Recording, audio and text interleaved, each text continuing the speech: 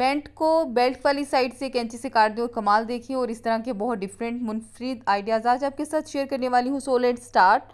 सबसे पहला बहुत यूनिक सा एक आइडिया आपके साथ शेयर करने वाली हूँ कि आपने ये तो सुना होगा कि बड़ी चीज़, अगर बड़ी जीन्स है, बड़े कपड़े हैं, वो हम छोटे कर लेते हैं उनको काट के। लेकिन क्या ऐसा आपने कभी सुना है कि छोटे कपड़ों को बड़ा कर लिया जाए? जी हाँ, तो आज यही आइडिया आपके साथ शेयर करने जा रही हूँ। अगर आपके बच्चों की शॉर्ट्स या पैंट्स, या बड़ों की अगर शॉर्ट्स या पैंट्स बेल्ट वाली साइड से अगर टाइट हो जाए ना, तो आप क्या करेंगे कि आपने यहाँ पे कट लगा लेना है और इलास्टिक ले लेना है और उसको आपने यहाँ से अच्छी तरह सी लेना है। ठीक है, यहाँ पे मैं आपको पिन लगा के आपको सेट करके दिखा रही हूँ। अच्छा, यहाँ पे आपने सी लेना है। अच्छा, ये इस तरह मैं आपको स्टिच करके दिखाऊंगी कि ये बिल्कुल भी नज़र नहीं आएगा, इलास्टिक भी छुप छुप जाएगा। किस तरह छुपेगा ये भी आपको बताऊंगी। अच्छा, मेरे यहाँ पे ना पहले यहाँ पे एक स्ट्रिप होती है जो कि बेल्ट लगाने वाली स्ट्रिप होती है, उसको मैंने पहले उतार लिया है। ठीक है, अब हमने पे क्या करना है, यहाँ पे इलास्टिक जो थी उसको अच्छी तरह यहाँ पे सी लेना है दोनों साइडों से, और यहाँ पे जो स्ट्रिप है ना वो दोबारा से यहाँ पे लगा लेनी है। यहाँ पे देखिए जी, बहुत इजीली हम यहाँ पे बेल्ट आ जाती है और ये बिल्कुल इलास्टिक जो है छुप जाता है। ये उम्मीद है कि आपको ये वाली ट्रिक बहुत पसंद आएगी। तो सेकेंड ट्रिक ये है कि अक्सर ऐसी जो शैम्पू की बोतलें जो होती हैं हमारे घर में पड़ी रहती हैं, बेकार समझ के हम फेंक देते हैं। तो आज इसके साथ बहुत ही डिफरेंट सी चीज़ बनाएंगे। क्या करेंगे, शैम्पू की बोतल को हमने मार्कर की वजह से इक्वल साइज़ का ना निशान लगा लेना है। ठीक है, निशान लगा लेने के बाद ढक्कन की वजह से हमने इसके ऊपर से एक राउंड का भी एक सर्कल सा निशान लगा लेना है। बस आपने इसको इसी तरह काट लेना है। ठीक है, इसको आपने दोबारा से नीट कर लेना है। इसके ऊपर जो पेपर लगा हुआ है इसको भी उतार लेंगे। इसके साथ हम एक बहुत ही मल्टीपर्पज़ यूज़ के लिए ये हम एक बनाने जा रहे हैं ऑर्गेनाइज़र। अच्छा, अब आपने क्या करना है, अगर आपके पास पेंट्स हैं या कोई भी ऐसी चीज़ है जिसके साथ आप इसको डेकोरेट कर सकती है तो आप कर लें। अगर कुछ भी नहीं है तो ये सिंपल भी बहुत खूबसूरत लगता है। ठीक है, मेरे पास कुछ पेंट्स पड़े हुए थे, मैंने उसके साथ इसको थोड़ा सा डेकोरेट कर लिया है। अच्छा, ये जो DIY है ये इसको आप मल्टीपर्पज़ यूज़ कर सकती है। इसके अंदर आप बहुत कुछ चीज़ें भी रख सकती हैं। आप स्टेशनरी बॉक्स बनाएं इसको, या आपको टूथब्रश स्टैंड बना ले।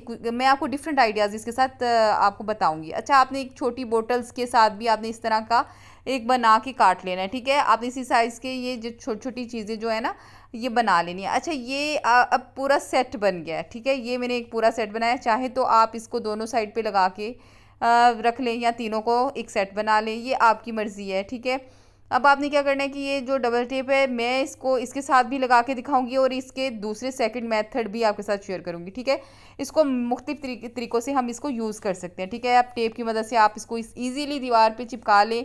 ये आपका ब्रश स्टैंड भी बन जाएगा, ये आपका जो स्टेशनरी स्टैंड भी बन जाएगा। डिफरेंट आइडियाज़ हैं आपके, डिफरेंट चीज़ें जो है आप इसके अंदर मल्टीपर्पज़ यूज़ के लिए इसको यूज़ कर सकते हैं। सेकंड मेथड ये है कि अगर वो आपको लगता है कि उसकी जो चिपकना जो है वो इतना ज़्यादा मजबूत नहीं है तो आप इजीली इसको ग्लू गन की मदद से भी चिपका सकती हैं। ठीक है, अगर आपके पास डबल टेप नहीं है तो ग्लू गन यूज़ कर ले। ग्लू गन जो है वो ज़्यादा मजबूती से इसको पकड़ करेगी, इसको ज़्यादा अच्छी तरह इसको चिपकाएगी।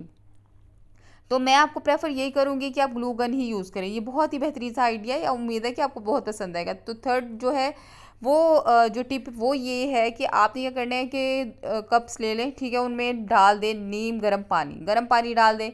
2 चम्मच सिरके के डाल दें हर कप में। ठीक है, ईच कप के अंदर आपने क्या डालना है, 2-2 कप सिरके के आधी आधी चम्मच जो है वो डाल देंगे हम मीठा सोडा। ठीक है, सिंपली हमने क्या करना है कि होता है ऐसा है कि अक्सर हमारे जो टूथब्रश हैं हम जो उसको थोड़ी देर बाद हम उसको चेंज नहीं करते, लेकिन उसके अंदर इतने जर्म्स बैक्टीरियाज जो होते हैं ना, बैक्टीरिया बहुत ज़्यादा आ जाते हैं जो हमें नज़र तो नहीं आते लेकिन वो हार्मफुल होते हैं।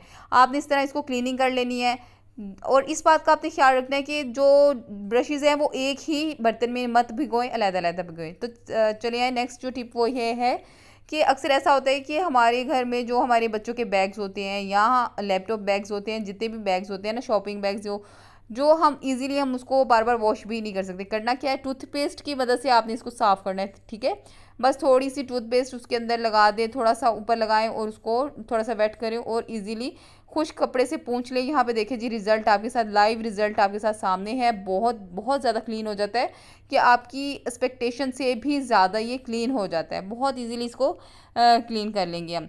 तो चलिए नेक्स्ट जो है मेरी टिप वो बहुत ही यूज़फुल है। इसी तरह आप सोफ़ा जो होते हैं या सोफ़ा कम बेड है या पोशिश वाली चेयर्स जो हैं उनकी सफाई हम किस तरह करेंगे कि अक्सर ऐसा होता है कि ऑयल गिर जाता है। ठीक है, यहाँ पे मेरे सोफ़े पे ना ऑयल के दाग लग गए थे। ठीक है, तो इसको मैंने किस तरह रिमूव करना है कि मैंने लिया है मीठा सोडा, विनेगर और डिश वॉशर। ये तीनों चीज़ें मैंने थोड़े से पानी के अंदर डाल दी हैं। अब मैंने क्या करना है, जो ऑयल वाला जो दाग है ना जहाँ पे लगा हुआ था, तो इजीली मैंने ये पानी लिक्विड जो है उसके ऊपर डालना है और इजीली मैंने इसको साफ़ कर लेना है, रब कर लेना है, इजीली ये हो जाएगा।